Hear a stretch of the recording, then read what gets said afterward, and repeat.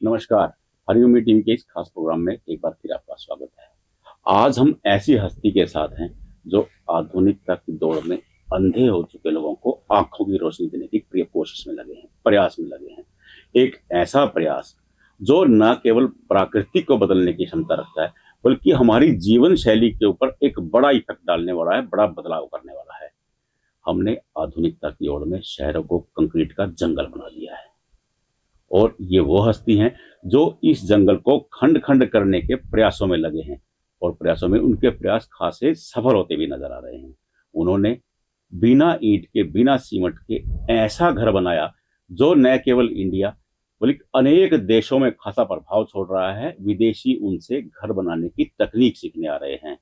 हमारे साथ हैं वैदिक प्लास्टर के संस्थापक डायरेक्टर डॉक्टर श्री दर्शन मलिक। डॉक्टर साहब, स्वागत है आपका। नमस्ते, आपका भी स्वागत है। डॉक्टर साहब, ये क्या तकनीक है जो ये घर बनाने की आपने इजाद की, जो प्रकृति से खिलवाड़ किए बिना आप घर बनाओ और आलीशान बनाओ? तो ये है क्या? ये आपका विचार कैसे आया आपको इसका? मैं इंग्लैंड में घूम रहा था जी लंदन से बढ़िया गुड़गांव है जी लंदन की मेट्रो से बढ़िया गुड़गांव की मेट्रो है जी।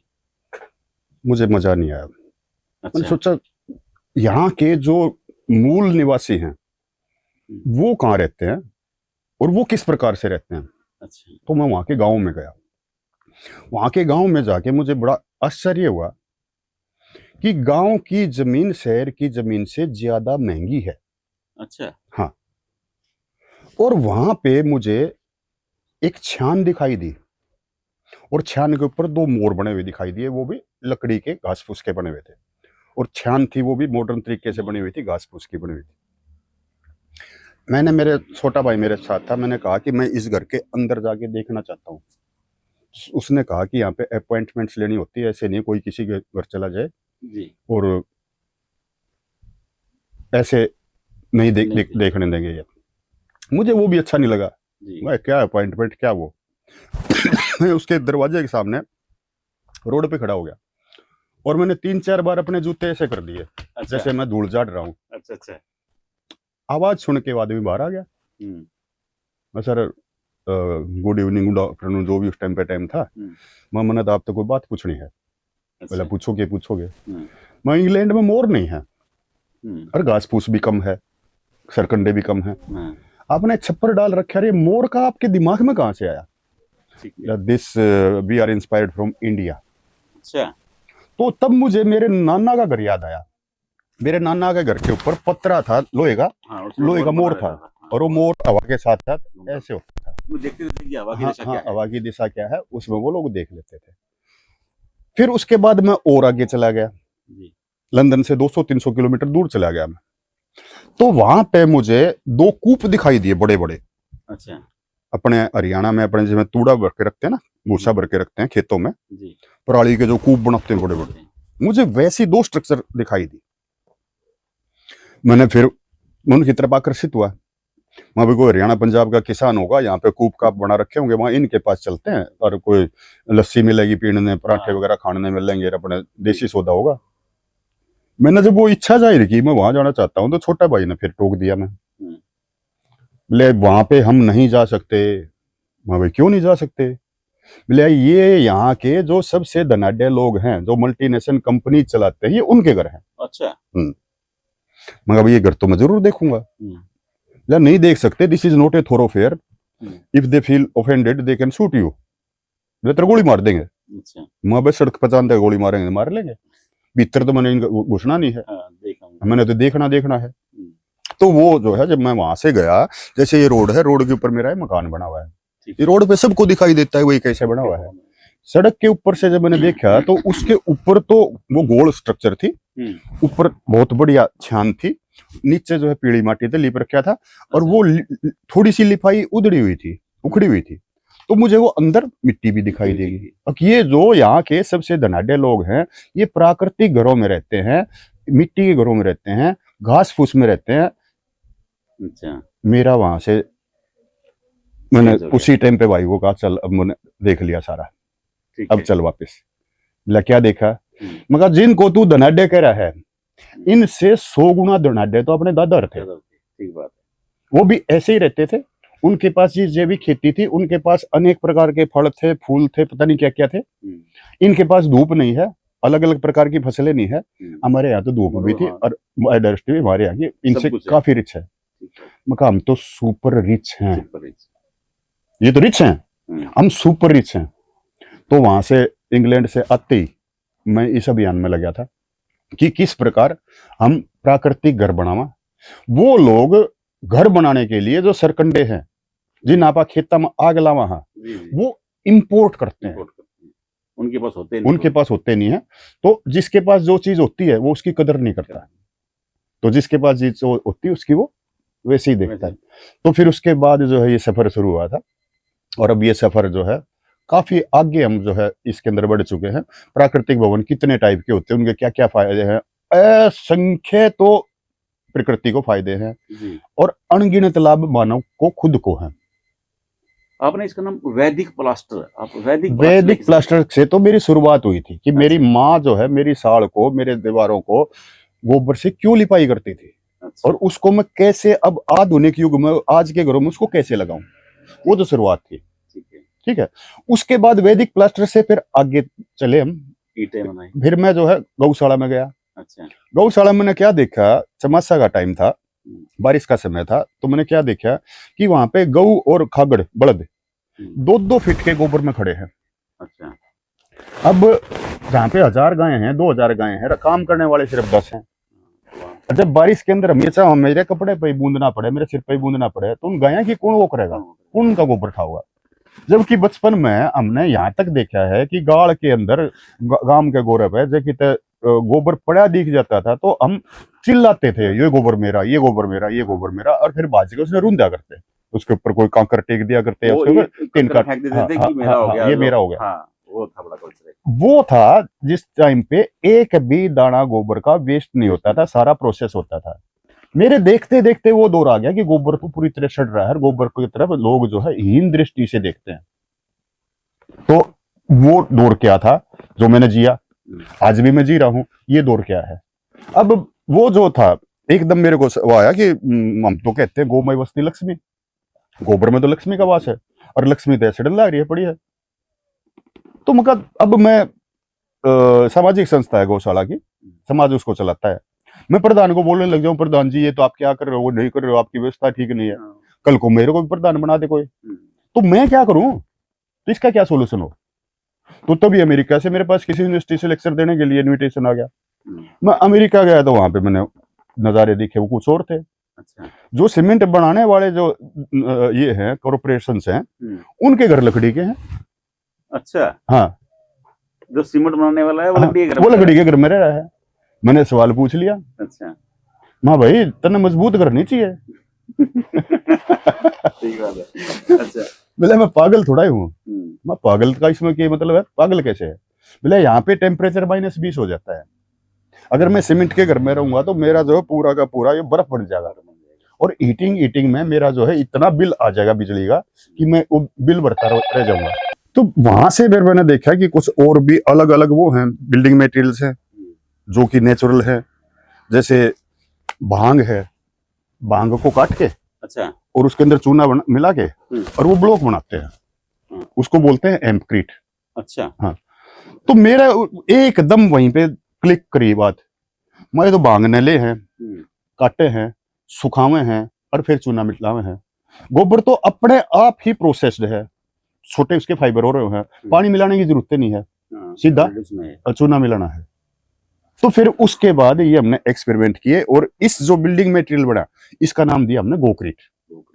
फिर इसके अंदर जो जो कमी आई उनको सुधारते गए, आगे बढ़ते गए।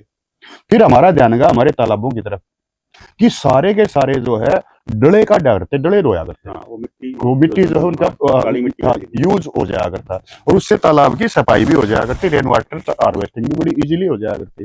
अब वो खत्म हो गई, तो फिर हमने इसके अंदर तालाब की मिट्टी भी मिलानी शुरू करी। तो इस प्रकार से फिर आगे चलते गए और आज हम इस जगह पे बैठे हैं जहाँ पे आज बात कर रहे हैं। अब हम ये मान रहे हैं कि मकान बना लिया जाए, इसके कितनी कॉस्टिंग में कितना अंतर है।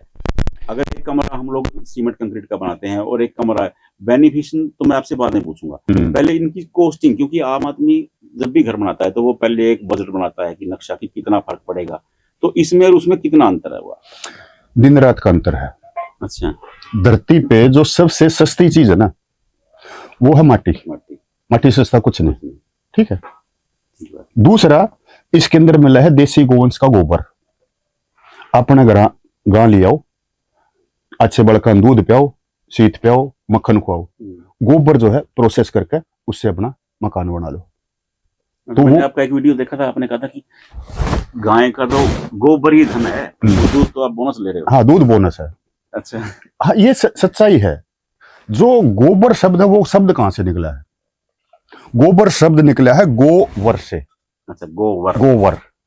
आप हरियाणा में वे नहीं बोलते, आप वे बोला। जैसे मेरी माता जी है, मेरी माता जी का नाम वेद कौर। वेद कौर नहीं है, वेदो बोलते हैं। हाँ, तो ये गोवर धीरे धीरे गोबर बन जाएगा। धरती पे दो ही शब्द हैं जिनके पीछे वर लगा हुआ है। अच्छा। पहला तो है जानवर, जिसके अंदर जान का वरदान है, जीवित। आप भी जानवर हो, मैं भी जानवर हूं, ठीक है। दो पाए आड़े, ठीक है। ये गाय जो है चार पाए आड़ा जानवर है। जान का, जीवन का जिसको वरदान मिला हुआ है वो है जानवर। और दूसरा जो लगा है वो है गोबर। अच्छा, गोबर, ठीक है।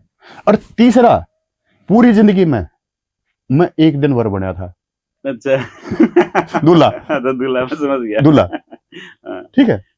तो किसी जीव के मल के साथ वरदान लगा देना कितनी बड़ी बात रही है, और उन्होंने कितने शोध करे होंगे, कितना इसके ऊपर वो करा होगा। तो फिर उसको मैंने दोबारा देखा और उसी दृष्टि से देखा कि गोबर है क्यों, गोबर है क्यों। तो मुझे पता चला है तो वास्तव में वरदान यही है। वरदान क्यों है?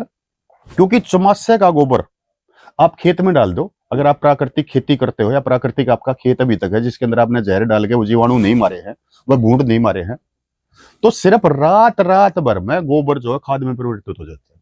अच्छा। हाँ, और उसके लिए इतने जीव आ जाते हैं उसको खाने के लिए, पता नहीं कितने असंख्य प्रकार के जीवों को या भोजन है, वो अपने आप इनवाइट कर लेता है। अपने आप इनवाइट कर लेता है। इसको वो खाते हैं, खाद के वो खाद में परिवर्तित कर देते हैं।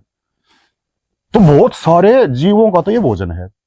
अब उसका भोजन बनने के बाद फिर ये रूप बदल लेता है अपना खाद के तौर पर। जब वो खाद मेरे खेत में जाता है तो मेरा अनुत्पादन बढ़िया होता है, मेरे और कुछ डालने की जरूरत ही नहीं होती।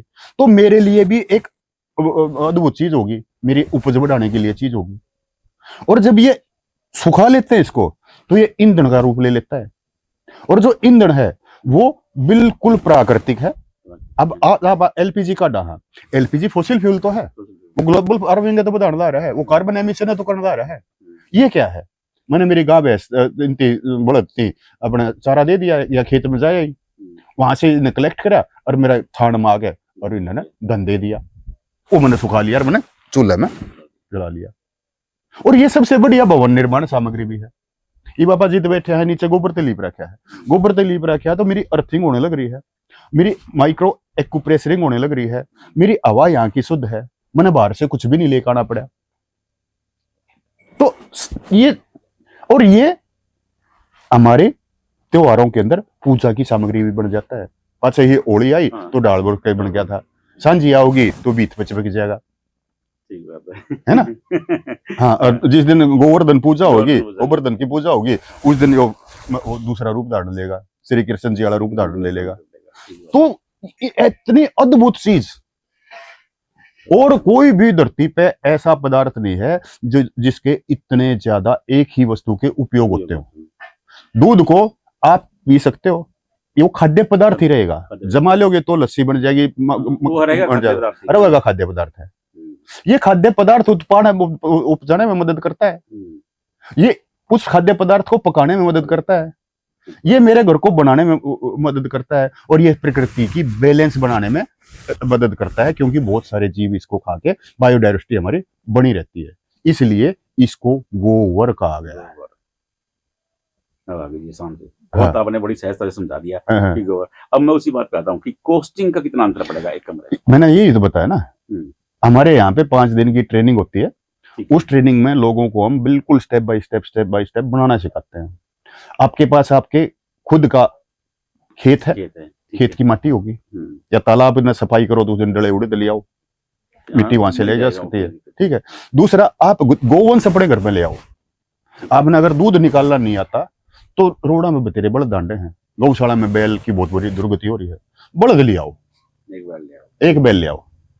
एक बैल आपको रोज का लगभग 25 किलो ताजा गोबर दे देगा, और वो 25 किलो ताजा गोबर आगे हम विधि बता देंगे अब किस प्रकार से बनाना है, आपकी मेहनत लगेगी।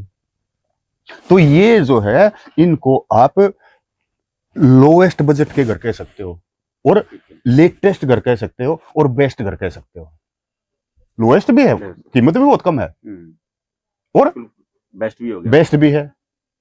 गर्मी में ठंडा रहेगा, सर्दी में गर्म रहेगा। डॉक्टर साहब पता क्या है, हम अच्छी बात है आप जो बता रहे हो मेरे को, मैं भी असहमत हूँ आपसे बात से, लेकिन एक महाशय जी मुझे ये भी मिले कि डॉक्टर शिवरसन मलिक बड़ा हम इतनी आगे जा गए हैं, वो पीछे खींचने की कोशिश में लगा। दरअसल पीछे कुछ नहीं होता, हमने गलतियों से सीखा है। ठीक है, हम पीछे नहीं जा रहे, हम आगे बढ़ रहे हैं। मैंने गलती की थी सीमेंट का मकान बना के, मैंने गलती की थी उसके अंदर एसी लगा के, मैंने गलती की थी उस मकान का आए महीने 35-40 हजार रुपए का बिल भर के, वो मेरी गलती थी। वो मैंने गलती का पता चल गया, अब मैंने उसका हल निकाला तो ये है। तो इसमें मैं आगे बढ़ाया पीछे हुआ, बता दो या जो इस प्रकार का काम करेंगे वो आगे बढ़ेंगे या पीछे होंगे। ये जो शब्द है ना, आधुनिक वाले, ये जो शब्द है ये मार्केट के गढ़े हुए शब्द हैं, कॉर्पोरेट के गढ़े हुए शब्द हैं। अब भाई इबियो मॉडल आ गया, ये ले लो, इबियो मॉडल आ गया, ये ले लो। मारुति 800 थी, इंजन आज भी वही है, कितना उसका पाछा ऊंचा कर दिया, कितना उसका मुंह छोटा कर दिया, ये विवो मॉडल आ गया, इबियो मॉडल आ गया, लिए जाओ। वो मोबाइल का तो कल्चर है कि 1 साल के बाद फिर नया मॉडल लेना। हाँ, तो ये उनके कॉर्पोरेट के आपको लूटने का एक जाल है।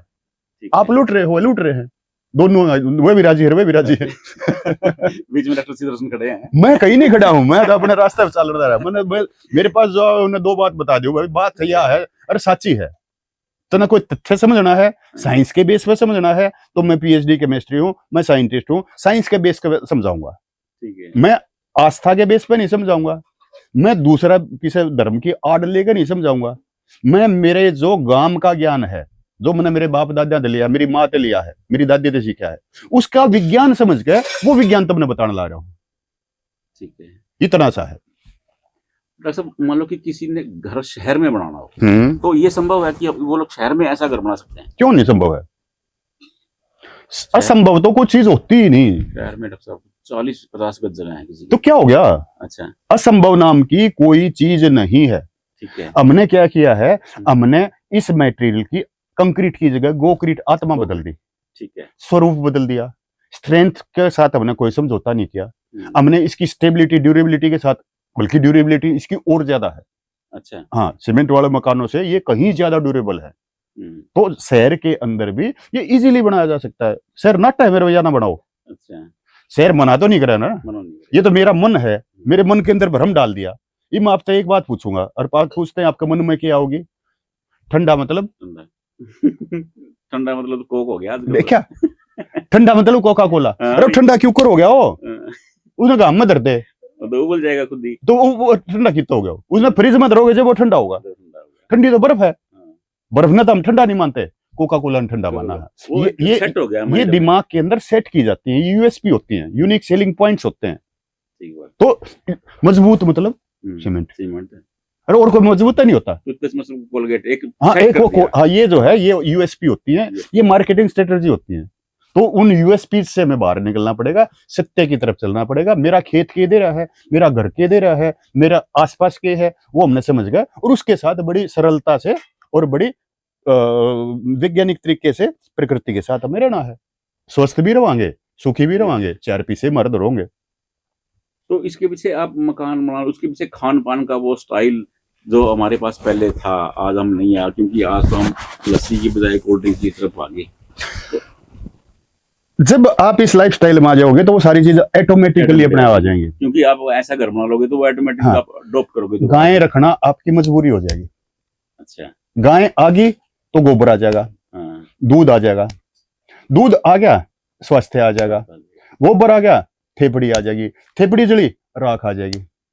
गोबर से अच्छी चीज गोबर की राख है, आपने भी चाट रखा होगा, मैंने भी चाट रखा है। भूतनी चिपट जाएगी, भूतनी चिपट जाती है ना। मीठा के वो पानी भूतनी नहीं चिपटती थी, अच्छा वो जो पेट के अंदर जो फूड पॉइजनिंग करने वाले बैक्टीरियाज थे, ये राख उनको जाके शांत करती थी, ये ठीक है, शरीर को एल्कलाइन बनाती थी। एल्कलाइन करती आज भी आप मटका ले लो और उसमें एक चोटी राख डाल दो, वो पानी सारा एल्कलाइन आ जाएगा। आपने कोई किसी मार्केट के जाल में फंसने की जरूरत है को ना, कंगन वाटर, फलान वाटर, दिक्कत वाटर, चला हुआ आदमी तो। हाँ, तो आप मटका लाओ, मटके के अंदर पहले उसकी पीएच चेंज हो जाएगी मिट्टी के कारण, मिट्टी का। उसके अंदर आपने राख डाल दी, वो पानी आप पियोगे तो आप ऑटोमेटिकली स्वस्थ रहोगे। तो इस तरफ जब आप चलोगे ना, तो आगे से आगे रास्ते अपना आप खुलते जाओगे, आगे से आगे आप जो है नेचर के समझ साथ कनेक्ट जाओगे होते नेचर जाओगे। के हाँ, साथ।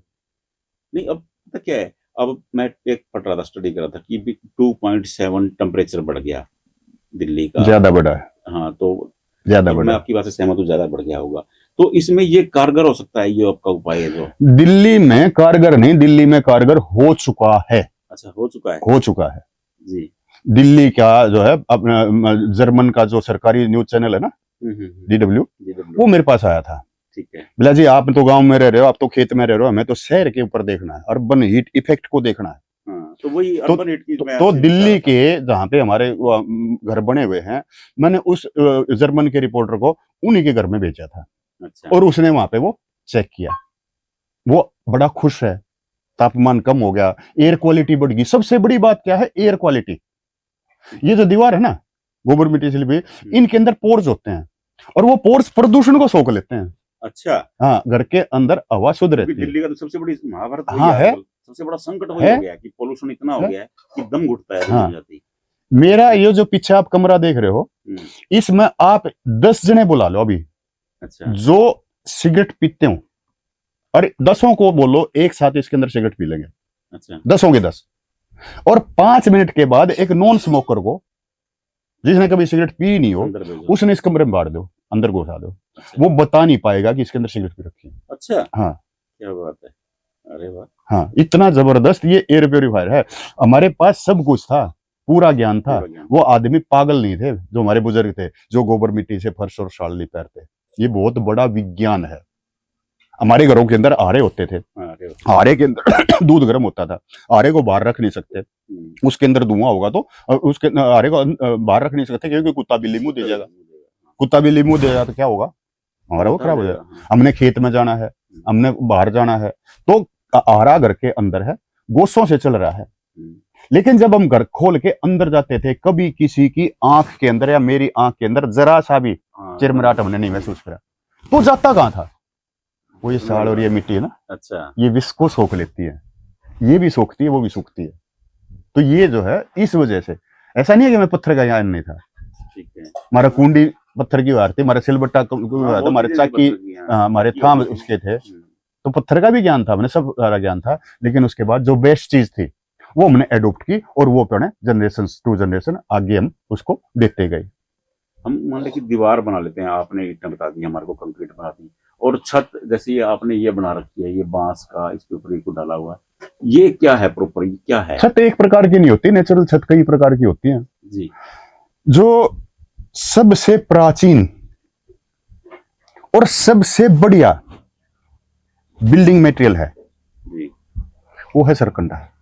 सरकंडा, सरकंडा, जिसको हम वेस्ट समझते हैं, जिनको वेस्ट समझते हैं, झुंड, झुंड आग लगा देते हैं, आग लगा देते हैं। हाँ, आप कहीं भी किसी भी संत की, महात्मा की जीवनी पढ़ोगे तो उसमें सबके लिए एक बात कॉमन मिलेगी कि फलाना संत था, फलाना महात्मा था, वो नदी किनारे सरकंडों की कुटिया में रहता था, घास फूस की कुटिया में, घास फूस की कुटिया, वो घास फूस यही है। उसमें एक कहानी और भी थी, हाँ, एक गरीब ब्राह्मण था, नदी किनारे रहता था मेरी तरह। अच्छा देखो, जिसके अंदर ज्ञान होता है ना, वो कभी गरीब नहीं होता है। तो ब्राह्मणों के पास कभी से ज्ञान रहा है, तो ये तो मजाक चलते हैं समाज के अंदर, है ना, कोई किसी ने कुछ कह दे है, कोई किसी ने कुछ कह दे है। तो जो संत है उसके पास भी पूरा ज्ञान है, ज्ञानी है, महात्मा उसके पास भी है। तो वह दोनों के दोनों घास फूस की कुटिया में क्यों रहे थे? जो हमारे समाज के जो आगे, हाँ हाँ हाँ, जो संत हैं, महात्मा हैं, वो किसी भी उससे हो सकते हैं, जाति समाज से, वो जो है उसके अंदर जाके, क्या उनको पत्थर का नहीं पता था? क्या उनको मिट्टी फूकना नहीं आता था? मिट्टी जलाना नहीं आता था? मिट्टी पकाना नहीं आता था, सब कुछ आता था, लेकिन वो बेस्ट में रहे, और बेस्ट है सरकंडा। हमारे जो है ना छतों के अंदर, सभी की छतों के अंदर सरकंडा लगता था, सभी की छतों में सरकंडा ऊपर से ईंट को नीचे नहीं आने देता था, सर्दी को नीचे नहीं आने देता था। आज हमारी छतों में लग रहा है लोहा, और लोहा गर्मी और सर्दी दोनों को हमारे घरों के अंदर अंदर फेंक रहा है, वो खुद ही गर्म हो जा रहा है। तो वही तो, लोहा बिल्डिंग मटेरियल नहीं है, मानव के रहने के लिए है ही नहीं। अच्छा, लेकिन हम तो देखो जी पढ़े लिखे, हाँ हम तो पढ़े लिखे हैं। अच्छा, लोहे का इस्तेमाल ही खतरनाक है। लोहा गर्म होगा ही होगा। मेरी छत मैंने लोहे की बना रखी है, बाहर टेम्परेचर अगर 45 है तो लोहे का मिलेगा 65। अरे भाई, पैर रख के दे दिए तो कभी हाँ, नहीं रख सकते हो तो। नहीं रख सकते, पैर में फूक दे, आप सीमेंट की छत पे खड़े नहीं हो सकते। नहीं हो सकते। फिर वो नीचे फेंकेगा, नीचे फेंकेगा तो नीचे की वायु को, हवा को वो और उबाल देगा, हवा को वो क्या नाम है, विरल कर देगा, उसकी डेंसिटी कम कर देगा। तो कम डेंस हवा के अंदर आप लोगे तो आपके अंदर ऑक्सीजन कम जाओगी, आपके अंदर ऑक्सीजन कम पाओगे तो आपका शरीर में थकान होगी, टूटा टूटा रहोगे, और अंत में आप बीमार हो जाओगे। आपने साइंस पढ़ी है, मैंने साइंस पढ़ी है। गैस लॉ पहला जो है वो यही है, PV is equal to nRT. P pressure है, वी वॉल्यूम है, is equal to n number of mole है, आर कांस्टेंट है, टी टेम्परेचर है। यानी कि जैसे ही तापमान बढ़ेगा तो हवा का वॉल्यूम बढ़ जाएगा, कण उतने हैं, अणु उतने हैं, पहले वो पास पास है, जब स्पेस बढ़ जाता है, हाँ, फिर वो अणु अलग अलग हो गए, डेंसिटी कम होगी। वो कम डेंस एयर में जाऊंगा तो मेरे शरीर के अंदर ऑक्सीजन कम जाओगी, मेरे शरीर में ऑक्सीजन कम जाओगी तो मेरी सेल अनयूजुअल बिहेव करने लगेंगे। Unusual behaviour of cells is called cancer. तो जाए तो हर घर में बीमारी है, जाए तो हर कोई परेशान है। अब ये है, ये इलेक्ट्रोमैग्नेटिक वेव से ना प्रभावित होता है। हमारी धरती पे इलेक्ट्रिक मैग्नेटिक फील्ड है, वो मैग्नेटिक फील्ड पहले तो लोहे को इफेक्ट करेगा, इसके अंदर फिर मैग्नेटिक फील्ड मिलेगा, वो मेरे होमोग्लोबिन में जो लोहा है वो उसको इफेक्ट करेगा। तो इसमें मैं शांत रह कैसे पाऊंगा? शांत रहने के लिए, सुखद एहसास करने के लिए प्राकृतिक आवास की तरफ ही जाना पड़ेगा। बात को पूरा अगर विश्लेषण करके देखूं तो मतलब ये क्लेश, झगड़े, टेंशन, इसका कारण भी घर है, इसका बिल्कुल है, ये स्टडी है, और बाहर की स्टडी नहीं है। जो साउथ इंडिया है ना, बेंगलोर का जो कंस्ट्रक्शन वो है ग्रुप, ये उसकी स्टडी है। अच्छा, एक कपल जो है वो नेचुरल घर में रह रहा है, और एक कपल लोहे वाले सीमेंटेड वाले घर में रह रहा है।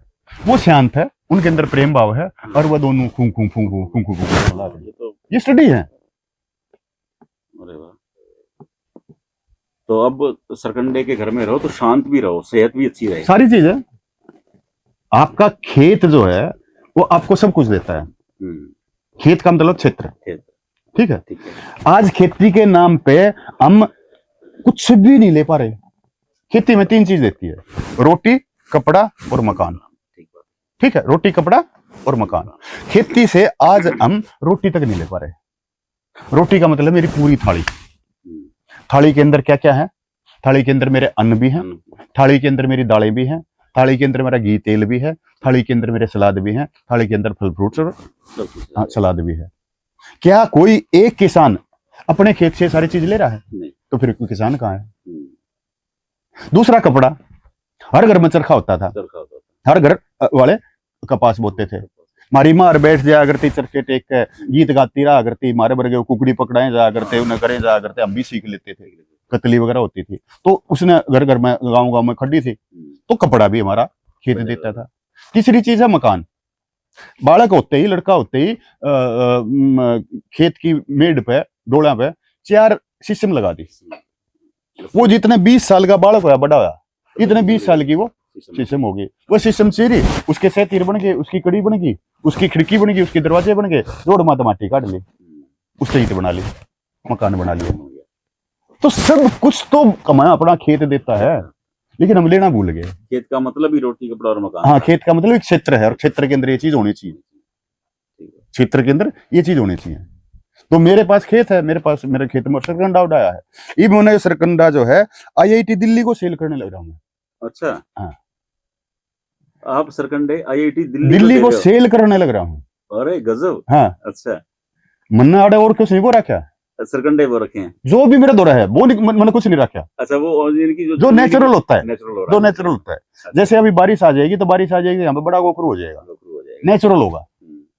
ये इस खेत के अंदर मेरी गायें घूमती रहती हैं, अच्छा, मैंने खेत के अंदर कुछ इसलिए नहीं बोया कि मैंने मेरी गायों को खुला रखना ही रखना है। ठीक है, घूमना ही, वो अड़ोसी पड़ोसी यहाँ बढ़ गए थे, वो लाने लेके आऊंगे समस्या बनेगी, तो मैंने अपना खेत लेके वो घुमा लिया। लेकिन उसके साथ साथ साइड में क्या क्या हो रहा है मैंने वो स्टडी करा। अच्छा। अब यहाँ पे पुनर्नवा हो रही है। ठीक है, मैं पुनर्नवा के 10 पत्ते रोज के अपनी दाल में सब्जी में गेर लूँ, मेरा स्वास्थ्य ठीक रहेगा, मेरा लीवर ठीक रहेगा, मैं पुनर्नवा हो जाऊंगा, दोबारा नया हो जाऊंगा। हाँ, अब यहाँ पे बड़ा गोखरू होता है। अच्छा, सिर्फ लास्ट में जब वो बड़ा हो जाए तो झाड़ना है और मार्केट में दे देना है। मेरा एक साथी वैद है। अच्छा, वो वैद का भाई जितनी मर्जी लिया। अच्छा, मैं उसने देखा और वो दे दो। अब जो हाँ जो भी मेरे पास है यहाँ पे पीछे से हमारे यहाँ पे ना बरसात आई तो बरसात यहाँ पे जो छोटे नेचुरल जो करेले ना, झाड़ करेले जिसने बोला, देसी करेले बिल्कुल छोटे छोटे, वो हो गए तो लेके उनका अचार डाल लिया, 500 रुपए किलो अचार बेच दिया। करेला का तो मैं स्टडी कर, देसी करेला, जो देसी करेला है वो दुनिया का सबसे पौष्टिक सब्जी है, सबसे पौष्टिक है। हाँ। सबसे पौष्टिक है। वो ये वन औषधियां ये वन औषधियां खावांगे तो फिर दूसरी औषधि खाने की जरूरत ना पड़े। आज हम मूर्ख जो है अरबी साइड्स डाल के हर्ब्स को नष्ट कर रहे हैं। हर्ब्स का मतलब औषधि, दवा को जहर डाल के नष्ट कर रहे हैं और दूसरी दवा फिर खा रहे हैं, बीमार हो गए हैं। तो हमें समझना पड़ेगा, इस दुष्चक्र से बाहर निकलना पड़ेगा और अपने गांव को, अपने खेत को, अपनी संस्कृति को, अपने भवनों को, सारी चीजों को देखना पड़ेगा, नए सिरे से देखना पड़ेगा। इसको आगे बढ़ना कहते हैं, इसको पीछे जाना नहीं कहते। मैं सहमत हूं डॉक्टर साहब आपकी बात से। आप सुन रहे थे, ये थे डॉक्टर सुदर्शन मलिक जो समझा रहे थे कि हमारी संस्कृति कितनी अनमोल थी, वो हमारे लिए धरोहर थी, लेकिन हम उससे मुंह मोड़ करके कंक्रीटों में जा फंसे, लोहे में जा फंसे। यही कलह का भी घर है, यही बीमारी का भी घर है। अगर इससे मुक्ति चाहते हैं तो हमें अपनी संस्कृति को अपनाना पड़ेगा। नमस्कार, आपको हमारा ये प्रोग्राम कैसा लगा हमें जरूर बताइएगा। अगर अच्छा लगे लाइक करें, सब्सक्राइब करें। नमस्ते भाई।